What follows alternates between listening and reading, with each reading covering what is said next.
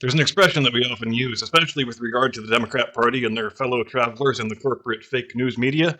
We say the mask is off. In other words, they've stopped pretending, they've stopped obfuscating, they have stopped beating around the bush and nibbling around the edges, and they are now showing us exactly who they are and what they really believe. And we saw what was perhaps the mother of all mask off moments yesterday, Monday, 13 May.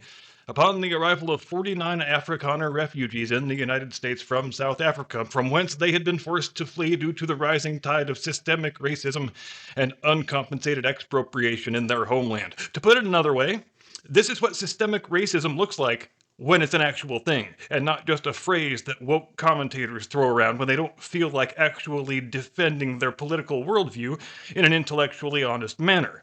For the current South African government, while still cloaking themselves in the mantle and the image of Nelson Mandela, they have left Mandela's message of national reconciliation far in the rearview mirror.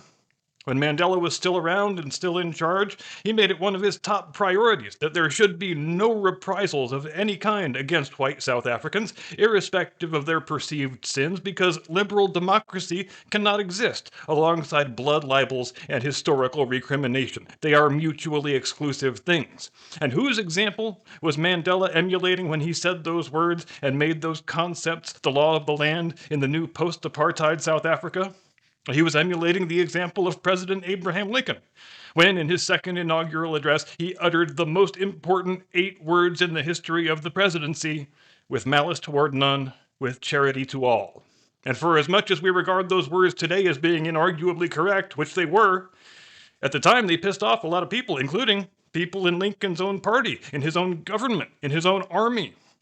They viewed it as totally unacceptable that a man who just conquered his foe on the field of battle should speak in such conciliatory terms. They found it, many of them, rather wildly offensive, in fact.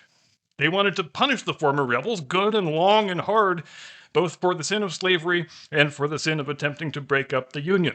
We sent 360,000 of our sons to an early grave in earning this victory, they said, and now you want to be nice to the enemy? You want to say all is forgiven, it's water under the bridge, and we should all just go back to being each other's countrymen again? And Lincoln said, yeah, you bet your ass I do.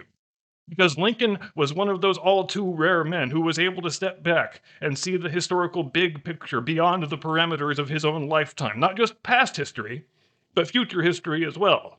He understood that without a program of radical, aggressive reconciliation, we could look forward to a balkanized future where the Union would ultimately probably fail anyway, maybe in 20 years, maybe in 50 years, but it would be a future in which nothing would have been gained from that massive effusion of blood that we spent in the effort to eradicate involuntary human servitude from the face of this continent once and for all time.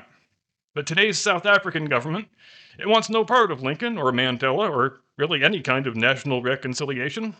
They want to punish their white minority for being the descendants of their former oppressors. Now, have these people actually done anything wrong themselves? Well, that doesn't matter. They have white skin. They speak a European language.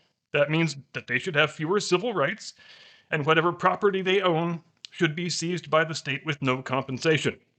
And as for our fake news media, well, they also want no part of Lincoln or Mandela. They view it as a moral outrage that people who are white and speak English could possibly be viewed as refugees, even though they satisfy every criterion that can be imagined for the application of that label. And what kind of people did we see stepping off that airplane yesterday? Well, it was almost exclusively young families with small children, parents in their late 20s and early 30s who were not yet born when the apartheid era ended. So clearly they played no part in any of that stuff, but does that matter to our fake news media? It does not. They went straight to the blood libel. These people are the descendants of the people who did apartheid, they moaned.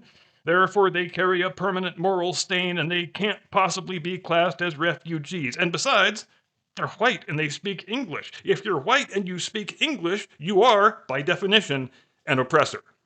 And that is the extent of the intellectual energy these ignoramuses on your television are willing to expend. So, nice young families waving American flags, expressing their gratitude to our country for its generosity, well, that makes them apoplectic with rage.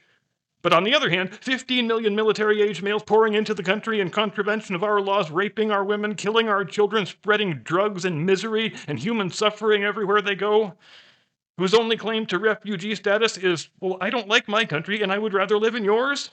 Well, those people are the ones they really sparkly heart and whom they seek to make it impossible to remove. Why? Well, because they have non-white skin and they speak a non-English language. The moral of the story? When people show you, in no uncertain terms, exactly who and what they are, believe them.